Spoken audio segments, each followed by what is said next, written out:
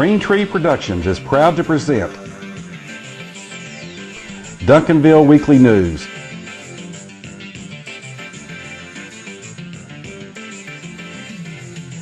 It's the good news just for the City of Champions, Duncanville, Texas.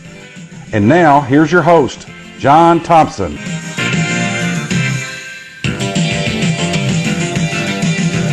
Hello, world, America, Texas, and Duncanville, and welcome to this edition of Duncanville Weekly News for the middle couple of weeks of January 2015.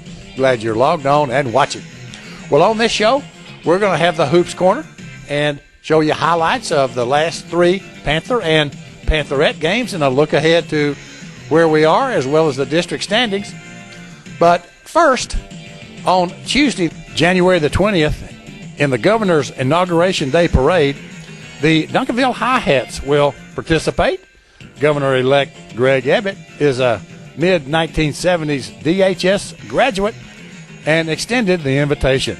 Great pick for him and Christy Kramer Beatty, the Hi-Hats director. And the Panthers have a new football coach.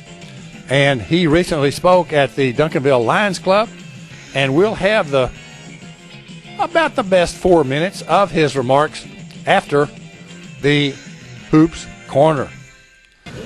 Hi, I'm David Bondran. I'm the senior pastor at First Christian Church in Duncanville, Texas, and I am enjoying Duncanville High School sports. But with this cold weather, I have one thing to say to you and one thing only. I'm ready for some hoops!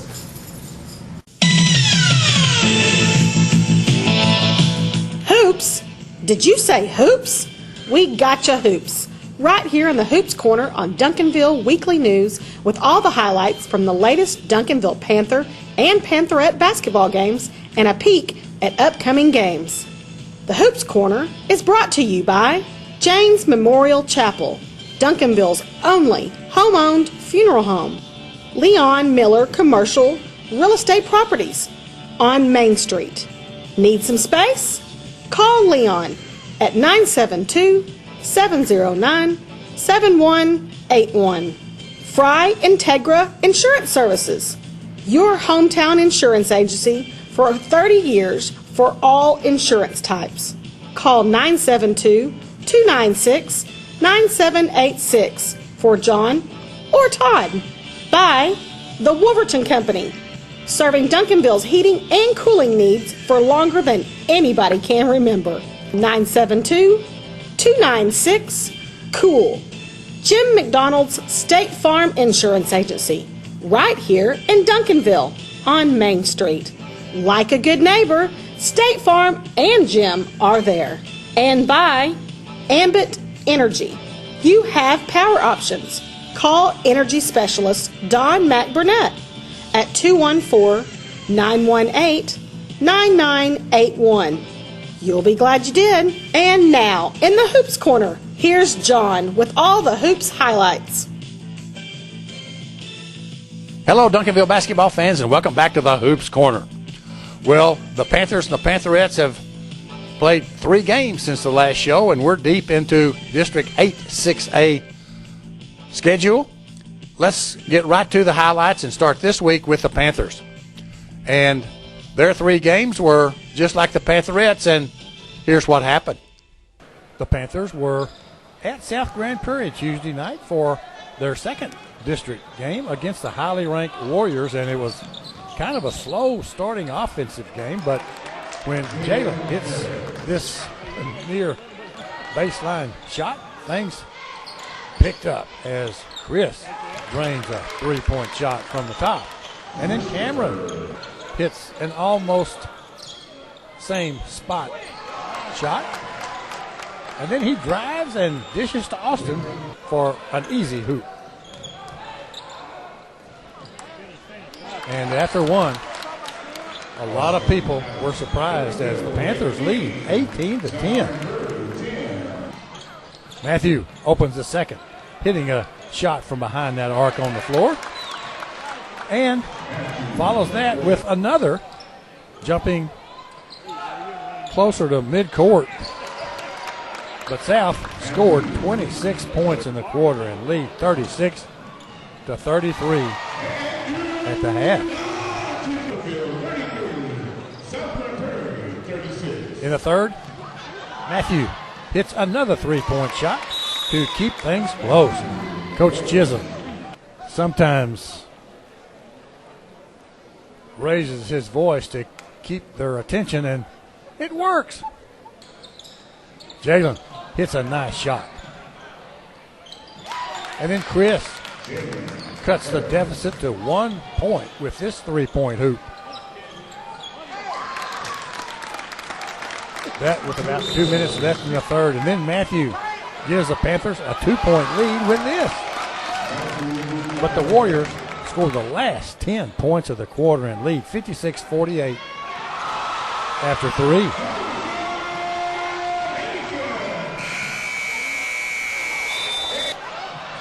Early in the fourth, this play boosted the Panther deficit. Much later, Matthew hit a long 2-point shot. And Coach Chisholm doesn't like the trend in this game. Matthew drives and scores.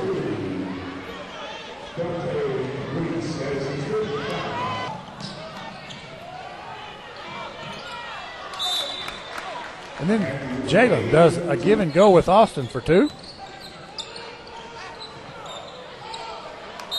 But it was too little too late as South Grand Prairie knocks off the Panthers 80-67. Jalen had 24 and Matthew 23 as the Panthers are now 1-1 in District 8-6A. Then Friday night, the Cedar Hill Longhorns were in town for their second district game, having had their bye night in this 17th district, 8-6A. And a standing room only crowd sees Jalen get it started for the Panthers with a 3-point hoop. Then Chris makes the good pass to Matthew for a layup. Down by 3, Matthew evens things up with this 3-point bomb. And when he misses, Austin rebounds and puts it back. Up by 1, Cedar Hill holds for the last shot and hit it. So after 1, it's 18-15 Longhorns. Jalen hits a long 2-point shot early in the second quarter. And then Cameron passes to Ippy for a short-range hoop.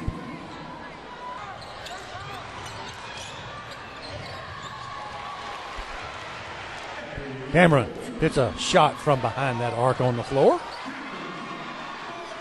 Down by 1, Cameron dishes to a lonesome Austin for 2. As the Panthers take the lead with a minute and a half left in the second quarter. Down by 3, Matthew makes a very nice no-look pass into Austin, and at the half, it's 35-34 Longhorns. In the third, Cameron makes a nice drive in 2. And 1. But Cedar Hill built a small lead of 44-40 after 3. Down by 8, Jalen makes a stop and pop. Then nails a 3-point shot.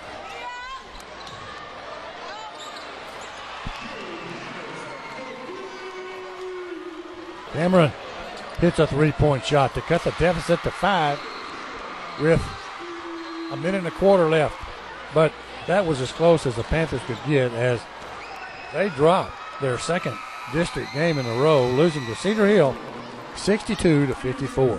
Jalen had 20, Cameron 13, and Austin scored 12.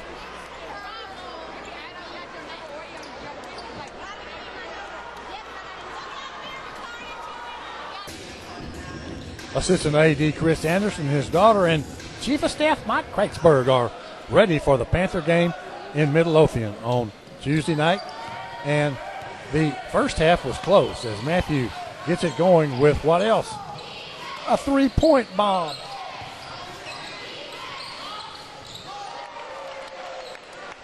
Chris makes the good pass to Austin for 2. And then Jalen hits a 3-point shot from the top. But not scoring for the last 3 minutes of the quarter. It's tied after 1. A lot of free throws in the second as Jalen hits a pair. And then Cameron inbounds to Matthew for a 2 and 1. But on plays like this, the Midlothian Panthers kept it close.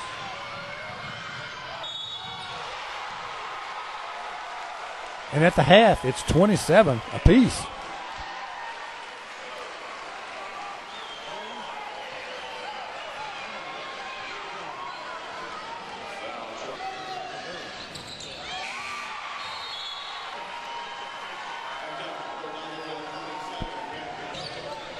In the third quarter, the fun was over for Midlow as Jalen nails a 3-point shot. And Matthew hits an open Austin for 2 more, and then driving it down the lane for a dunk. Austin scores again on a break. And then Chris makes another good pass to Matthew for another dunk.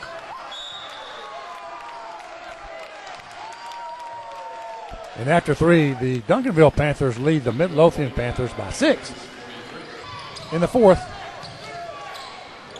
all Duncanville as Jalen drives for 2. And Austin scores again. And when Matthew hits this 3-point shot, the Duncanville lead is 14 midway through the fourth quarter. Cameron makes a good drive and hoop. And then Dante Bam scores in the keep away time. Final, Duncanville 70 and Midlothian 50. Jalen had 26, Matthew 23, and Austin scored 12 as the Panthers even up their district record. Jane's Memorial Chapel is the only family-owned funeral home in Duncanville and is proud to offer caring and dedicated services from familiar friends. Rick Janes and his family, the owners of Jane's Memorial Chapel and Funeral Home, have served Duncanville area families in their time of loss since 1998. A beautiful and spacious chapel is offered, and Jane's serves all cemeteries. When it comes to finding people you can trust in a time of need, you can turn to Jane's Memorial Chapel. No one else knows families better. 811 South Cockrell Hill in Duncanville. So now the Panthers have played 4 district games, and here's what the district standings look like right now. DeSoto and Cedar Hill are the only undefeated teams. The Panthers and South Grand Prairie are each 2-2. Mansfield's 1-2, Grand Prairie 1-3, and Midlothian is 0-3. Their schedule, along with the Pantherettes, is the same from here on out until the playoffs start. And speaking of the Pantherettes, let's get right to them. They played the same 3 schools, and here are their highlights. Tuesday night, it was back to the second season. District 8 6A play as the Pantherettes went to South Grand Prairie to play the other district undefeated team, and Zay gets it started right with a nice driving hoop. Then she feeds a double-teamed Sierra, who turns and scores. Maddie pops a 19-foot shot. Then hands to Zay, who nails a 3-point shot. And after 1, the Pantherettes lead 15-7.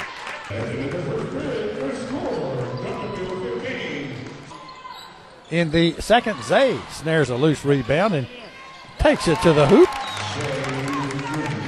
And Sierra scores in a crowd.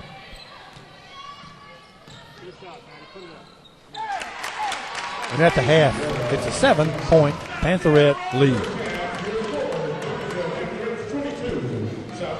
As she has done opening the last two quarters, Zay scores on a break and is fouled in the act.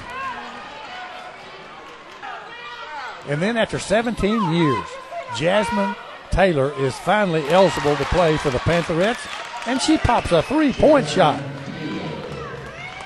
Zay hits nothing but net.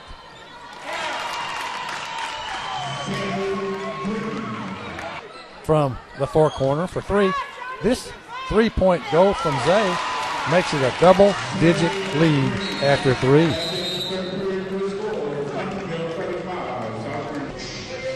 There's some of the Duncanville crowd at Grand Prairie last Tuesday.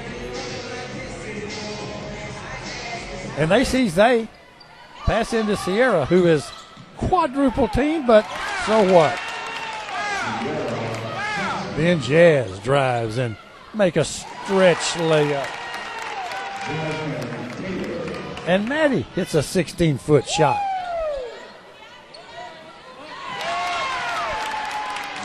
Tay gets on the board, following her shot as the Pantherettes build a 22-point lead and finish the game with a 57-39 win over the Lady Warriors. They had 22 points and Sierra scored 13 as the Pantherettes are now the lone undefeated team in District 8 6A.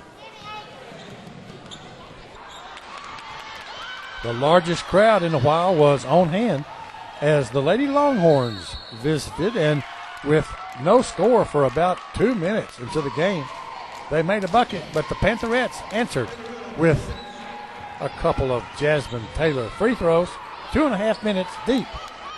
Another minute and a half passed before this. Jazz misses. And Maddie rebounded and got it back to Jazz for 2 and 1. Midway through the first quarter, Maddie makes a nice move and scores in the lane. And then Zay makes a drive, scores. And she's fouled in the act. And after 1, it's 13 to that same 2. If I told you that the Lakes are a colorful family, would you believe it? In the second, Maddie makes a perfect pass to Jazz for 2 more. Cedar Hill finally scored again, and Maddie pops a 15-foot shot to maintain a double-digit lead. Zay scores on the breakaway late in the quarter, and is 25-15 Pantherettes at the half. In the third, Sierra scores in the lane. And Tay drains a 3-point shot.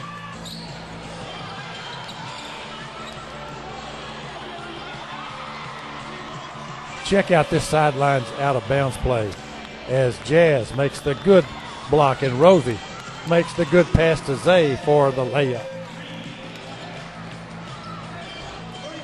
Heading to the fourth, it's 34-24 Pantherettes. In the fourth, KP is in and makes a nice pass to herself off the rim for 2. Then she knocks down a long 2-point baseline shot. Kyla scores on a break. And Rosie gets it to Sierra to maintain the lead.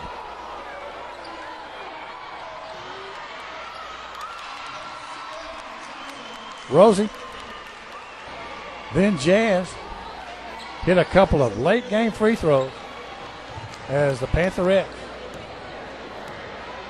hold on to defeat the Cedar Hill Lady Longhorns 49-40. Jazz had 15 points to lead the scorers.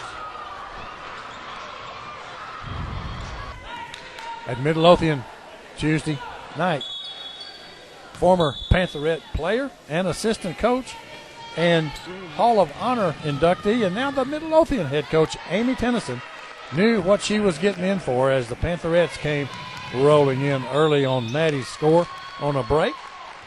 And then Zay is ahead of the pack for 2 and 1. When KP gets trapped, she kicks it out to Jazz, who makes a quick move in the lane and scores. Then Tay nails a 3-point shot. And after one, it's 26-9 Pantherettes. In the second, Kyla hits a 17-foot baseline shot. And then Sierra joins the route with a turnaround in the lane. Jasmine rebounds and scores. And at the half, it's 46-12 Pantherettes. In the third, Maddie scores again after some nice passing. And Jazz hits again.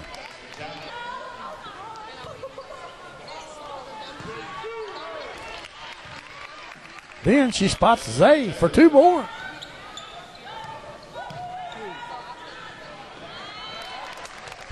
Zay scored about 10 points in a row, including this layup. And after 3, it's 68-19 Pantherettes. In the fourth, freshman Ania Thomas hits a 3-point shot. And when Sierra just can't get it to go, KP is there for the putback. Sierra scores on a break.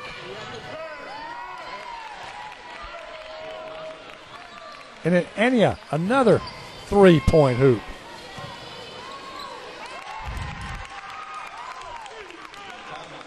And it's over. Final, Pantherettes 86 and Midlothian 22. Zay had 22 points, Sierra 18, and Jazz scored 10 as 9 Pantherettes were in the scoring column. Well, the Pantherettes have finished their first round of District 8 6A action, although the other teams still have a game to play. And here's what the standings look like now. The Pantherettes are the only undefeated team in the district. DeSoto is second at 4-1. Cedar Hill is 3-2, as is South Grand Prairie. Mansfield is 2-3, and Grand Prairie and Midlothian, well, they just haven't played each other yet. As we mentioned, District 8 6A from here on is double headers, with the girls playing at 6 and the boys playing at about 7:30. And here's the upcoming schedule. After their bye on Friday, the Panthers will play Grand Prairie here on Tuesday the 20th. On Friday, go over to DeSoto on Tuesday the 27th at Mansfield. Remember, the girls play at 6 and the boys about 7:30. We'll be back on January the 29th with highlights of those games, plus some scenes from the Celebrate Duncanville, and announce who the man and woman of the year and more. As we close, let's see the new Panther football coach as he talked to the Duncanville Lions Club last week, and we'll see you January 29th. And there are some factors that about Duncanville that brought me. I've struggled all my life to be successful, and I don't complain about the things that I have. I never complained when we were growing up and I didn't have a lot of pants to wear. I just kept them clean. And so I never complained, but this was an opportunity coming to Duncanville when people ask me why, is that I've never worked in a situation where I had facilities. I tell people this year in the playoffs, our scheduling caused us, we had late school. Our school started at 9 and ended at 4:15. So there were some days that we didn't get on the practice field until 4:40. Well, at 4:40, when daylight saving time comes, it gets dark at 5:40. So that means that we were having to get on a bus and bus to another place with lights, practice, come back about 7:30. Then the kids that played football, we were a magnet school, so most of our kids ride the bus to school from all over the city. The bus is gone. So now I have to ask my coaching staff, instead of going home to their families, we have to take those kids who are left, we have to take them home. Bringing coaching. I'm not a one. I don't believe in one-man team. I didn't do that by myself. I mean, I'm one person. I have to have those people who help me be successful. So yes, I will be bringing some coaches. But I'll tell you one thing about me, and I'll make my coaches mad. I am a defensive coach. I believe in defense. I think defense wins championships. If you can keep the score down, you have a chance to win. So what I do, what I've already done, the first thing I do when I go into every school is I'm going to move if the kids are willing, and I let kids do what they want. But I want to get our best players on defense. We're going to build a team around defense. We're going to play good defense. That's the one thing that you'll see right off the bat. I don't want a lot of high scores. That's just not my way. I believe that you build around defense. Okay? Any other questions? Yes, Coach, sir. is there some reason you didn't tell us about your wife? Oh, I can tell you, but what you want to know? She works for the IRS, and I can tell you one thing. Keep her away. If my taxes, sometimes donations. Well, we know. But our taxes have to be squeaky clean, or she loses her job. So I don't know what else to say about that. I'm going to treat the people in Duncanville's kids the same way I would treat my own. They are going to be my kids because I will be spending as much time with them as the parents at home during football season. So that's why I really believe that. I just went out in the hall. When I was at Skyline, they built us a new facility kind of down the road from the high school. And when they were designing it, the first thing they wanted to know is, they said, Coach, where do you want your office in the new facility? And I told them, I don't want an office in the new facility. I have an office in the A building, which is right next to the hallway where all the academics are taking place. I said, I want to stay there because I can do more good for the kids in the hallways with what they're doing in classes than to go down and be down the road in an athletic field. I went to the University of Texas at Arlington in Arlington. Yes, I did. Hey, thank you guys.